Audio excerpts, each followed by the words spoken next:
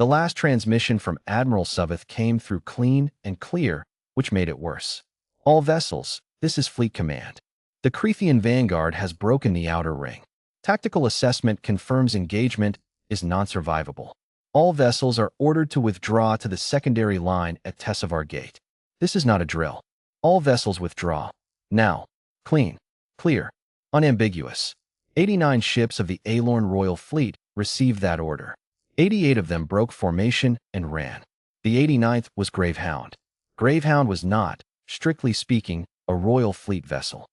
She was a contracted auxiliary, a human-built beast frame carrier hauled out of mothballs when the Crethean offensive began pushing faster than anyone had modeled, crewed by a rotating roster of cooperative mercenaries, and currently operated under a short-term commission by a man named Sergeant Cole Rennick, who held the rank of sergeant in no military that currently existed, because the military that had given him that rank no longer existed either. He was 34 years old. He had been flying beast frames since he was 19. He had survived 4 campaigns, 2 wars, 1 ceasefire that turned out to be a repositioning, and the destruction of his home colony, which was the reason he did not have a reason to be anywhere else. He received the Admiral's transmission. He noted the 88 ships leaving. He looked at his tactical display, which showed the Crethean Vanguard, 40 warships, minimum, still expanding, and then at the icon blinking amber in the center of the screen. The Royal Barge Solveth's Grace. Unarmed. Atmospheric shielding only. Engine output insufficient to reach Tessavar Gate before the Crethean sweep closed the corridor. Aboard it, the Princess Ithera of the Aelorn, 12 members of her diplomatic retinue, and whatever hope the Aelorn had of a government in exile. Cole looked at the tactical display for 4 more seconds. Then he opened the beast bay. "All right," he said, to no one in particular, in the way that men who have spent too long alone talk to themselves without embarrassment. "Let's see what we've got." What they had was 3 operational beast frames. Beast frames were not, technically, machines. They occupied the uncomfortable biological middle ground that human engineers had been exploiting for 2 centuries, grown rather than built, neural-linked rather than piloted in the traditional sense, armored and armed and accelerated into combat by a partnership between a human nervous system and something that had, over generations of selective cultivation, learned to want to fight. The frames had names. Cole had given them names, the way pilots did, because the alternative was calling them by their registry numbers, and the frames didn't respond well to that. Dogma was the heaviest, a broad-shouldered assault frame with twin shoulder-mounted rail accelerators and enough dermal plating to absorb direct fire from a Crethean frigate's forward battery. Slow. Devastating. Heresy was the interceptor. Lean, long-limbed, built for speed over anything else, capable of sustained velocities that made targeting solutions irrelevant, because by the time you'd calculated where it was, it had already been somewhere else for 3 seconds. Spite was the oldest of the 3.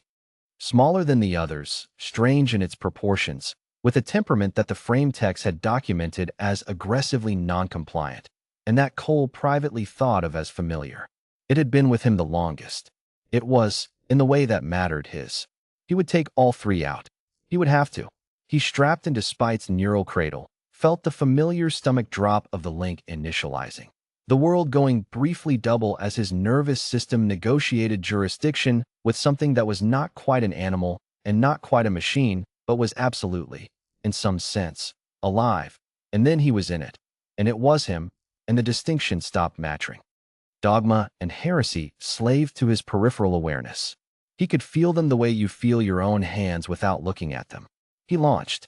The Crethean Vanguard was 40 ships. This was, Cole acknowledged, a lot of ships.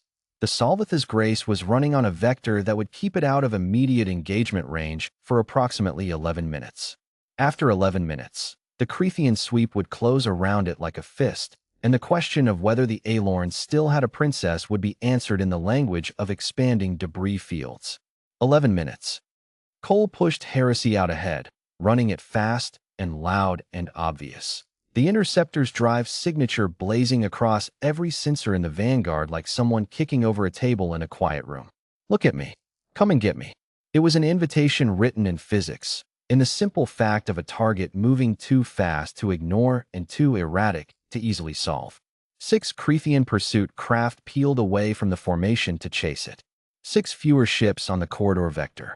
Dogma he held back, behind spite, running cold, drive suppressed, signature minimized, a large and patient thing waiting at the edge of the engagement zone while the situation developed. He took spite straight in. Not at the Vanguard's edge. Not at a soft spot in the formation. Straight in, at the tightest cluster of the advanced ships, because that was where the corridor was narrowest, and that was what needed to break. Spite moved the way it always moved in his neural link. Less like a vehicle and more like an intention, the frame's body doing what his mind said before his mind had quite finished saying it. He felt the rail system cycling, felt the frame's muscles, and yes, that was the right word, and he had stopped finding it strange years ago. Gathering for a strafing run, felt something that the frame text called combat arousal, and that Cole called the moment it gets interested. The Crethean ships were fast. They were also designed for fleet engagement, not for something that came in at this angle, at this speed, targeting their sensor arrays and communications buoys with the specific, ugly precision of someone who knew exactly which parts of a formation needed to break before the whole thing became incoherent. Cole had been doing this for 15 years. He knew which parts. The first run bought 3 minutes. The second bought 2 more. By the fourth pass, Heresy had looped back with 3 of its 6 pursuers shaken and was running interference on the corridor's far edge, and Dogma had finally announced itself by putting a rail salvo through the primary weapons array of the largest Crethean cruiser with the slow, inevitable accuracy of something that had been waiting patiently and was now done waiting. The Salvath's Grace was still running. Cole was bleeding. The link ran both ways. Frame damage expressed itself as sensation, not pain exactly, but information delivered urgently, and Spite had taken 3 hits that registered as white-hot pressure along his left side. He noted this the way you note weather. For minutes left in the corridor window, he pushed. The pilot's log of Gravehound recorded the next 14 minutes as a sequential list of engagement data, vectors, fire solutions, frame status updates, Crethean response patterns. It was a complete and accurate record. It did not record the quality of the attention required to run 3 beast frames simultaneously in a contested engagement zone, the way that required a human nervous system to expand beyond its design parameters, to hold multiple moving geometries in mind at once, and update them continuously against an adversary that was adapting in real time.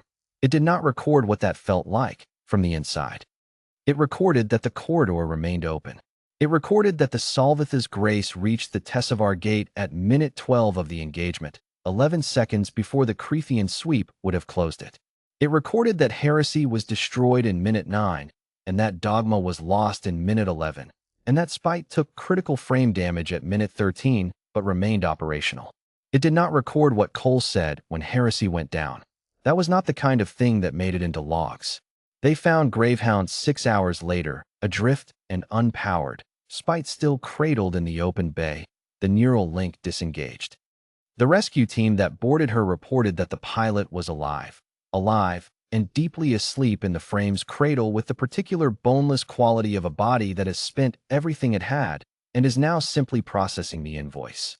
Princess Ethera insisted on being present when he woke. Her diplomatic staff noted that this was irregular. She told them she didn't care. She had watched the tactical feed from the Salvath's Grace. She had watched what he'd done with 3 frames and a corridor in 11 minutes. When Cole finally opened his eyes, she was sitting across from him in the med bay, very straight-backed and extremely royal, and watching him with an expression that had not yet decided what it was. "The fleet withdrew," she said. Not an accusation. A fact being placed on a table. "Yeah," Cole said. "You did not." He was quiet for a moment. Outside the viewport, the Tessevar Gate's light moved slowly past. "I didn't have anywhere to be," he said finally. She looked at him for a long time. "You are a strange species," she said at last. Cole thought about Heresy, about Dogma, about the left side of his ribs, which were going to hurt for a week, about the specific, quiet way that an 88th ship felt when it turns and runs. "Yeah," he said again. He looked out at the gate. The stars behind it were cold and familiar and utterly indifferent, the way stars are. "We really are," he said,